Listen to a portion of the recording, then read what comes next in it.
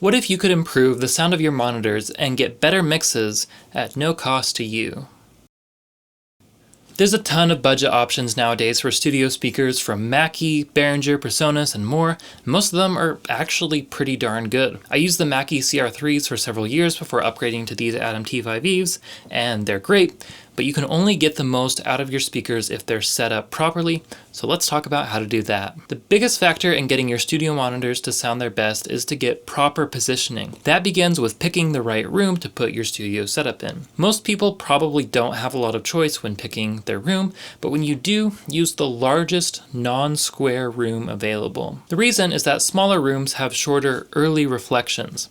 Early reflections are when the sound from your monitor hits the wall and bounces back directly to you. When that time is very short, you won't hear these early reflections as room ambience, but instead your brain will interpret them as part of the original sound. That can cause transients on elements like percussion to smear and sound less punchy, causing you to overcompensate for that when mixing. Starting off with longer early reflections from a bigger room gives you a better starting point to fix those types of issues. You also don't want a room that's square because of room modes. As I mentioned just a second ago, sounds in a room will bounce off the walls and reflect around the room. Due to phase issues, which you can learn more about in my video on phase and polarity, that can cause certain frequencies to be boosted or attenuated in different areas based on the dimensions of the room. If two dimensions of the room are the same, the boosts and losses of frequencies will be doubled. Okay, so now that you've selected your room, where should you put your workspace in the room? Well, ideally you want to be positioned parallel with the longer dimension of the room. The reason is that this puts the back wall farther behind you, again,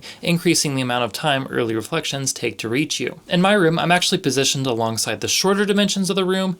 The reason is that I also shoot videos in my space, so I needed a longer wall behind me for the backdrop of my videos. I say that just to point out that sometimes you may need to make compromises to balance out sound quality with other factors. You also want your listening position to be halfway between your two side walls. If you're closer to one wall than the other, the early reflections from that wall will be shorter than the other side. You'll also get different frequency response as bass buildup tends to happen closer to walls and cancellation happens in the center of the room. That can mess up your stereo image and cause you to create improper stereo balance in your mix. That said, you don't want your listening position to be centered between your front and back walls. The reason is that, as I alluded to before, bass frequency cancellation is strongest in the center of the room. Instead, it's better to be about 2/3 to 3/4 of the way forward in a room. That should be the sweet spot between the frequency cancellation in the center of the room and the boosts at the edge of the room. This also puts the back wall farther behind you,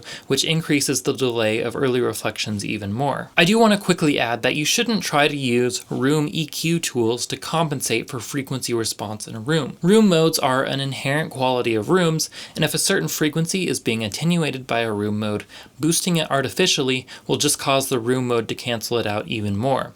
EQ is fine to balance your monitors if you want them to be brighter, more mid-range forward, or heavier on the bass, but you shouldn't try to fix your room with EQ. Alright, now that you're positioned in your room, where should you put your studio monitors relative to your listening position? Well, you want your speakers to form an equilateral triangle with your listening position.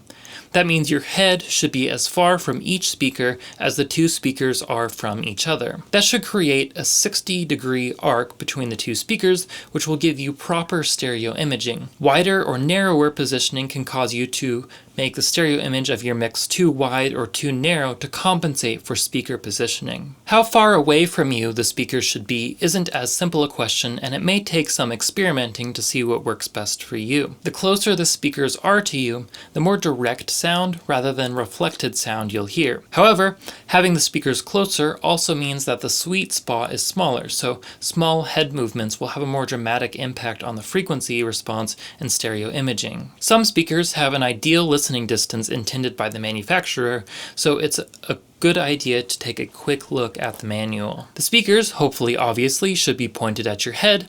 Ideally, you want the speakers at head height, generally with the tweeters directly at ear height. Like with listening distance, sometimes the manufacturer specifies where ear height should be, but if not, just assume it's the tweeter. The reason is that higher frequencies are more directional, so having the tweeter off axis will cause frequency loss. Sometimes having your speakers directly at head height isn't possible or practical. In those cases, it's a good idea to angle angle your speakers up or down so that the tweeters are still pointed directly at ear height. Otherwise, the tweeter and woofer may be different distances from you, causing phase interference at the crossover between the woofer and tweeter, that is, where the frequency response overlaps. Like having the monitors closer, having them angled up or down decreases the size of the sweet spot. You also always want your speakers positioned vertically, unless they're specifically designed to be placed horizontally. If your speakers are placed horizontally, your tweeter and woofer will have different sound field dimensions, which will blur your stereo image. I had my monitors placed horizontally for a long time, and moving them to be vertical made a massive improvement to their stereo imaging. It was really startling how big of a difference that small change made. Okay,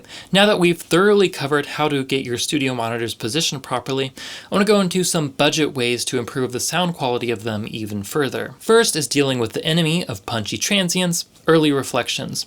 Specifically, we want to deal with first reflections, which are the very first reflections that reach you. A typical room has 12 first reflection points, one for each speaker on each wall, ceiling, and floor. Oftentimes, the first reflection points on the back wall will be blocked by monitors, or in a studio you might have a window there preventing you from treating that point. First reflection points from the floor will typically actually be off of your desk or mixing console. To find first reflection points, grab a friend and a mirror, sit down in your listening position and have your friend put a mirror on the wall and move it around until you can see your speakers in the reflection. That's a first reflection point. Now, how to treat first reflection points.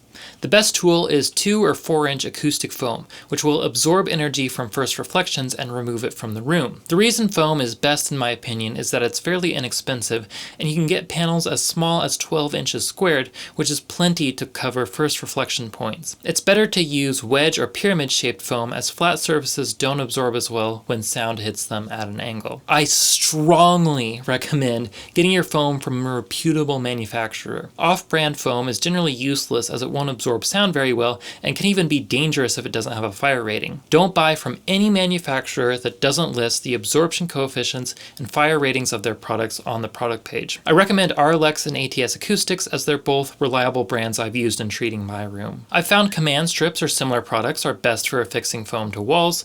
They're easy, won't damage paint, and leave a small air gap behind the panels, which can actually improve their performance slightly. You can usually treat each sidewall with a single panel to cover both first reflection points, plus 2 on the back wall, ceiling, front wall, and no panels on the floor. I'll get to dealing with that in a second. That's only 8 panels, which you can purchase for under $50 US pretty easily. Okay, so what about dealing with first reflections from the floor? As I said, reflections usually come from your work surface, not the floor itself, which means it's not generally practical to slap a foam panel on that surface. Instead, there are 2 primary ways to deal with that problem.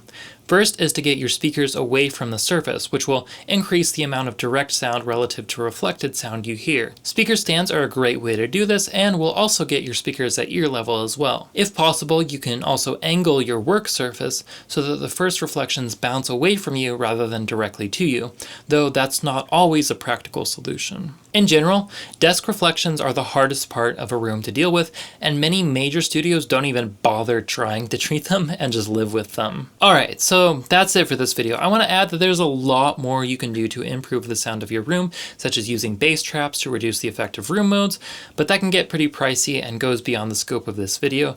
But just having proper speaker positioning and basic acoustic treatment can make an immense difference. But if you like this video, if you learned something new, if this helped you to get your speakers set up properly, hit that like button. If not, feel free to hit the dislike button. If you have any questions or comments, feel free to leave those down in the comment section down below.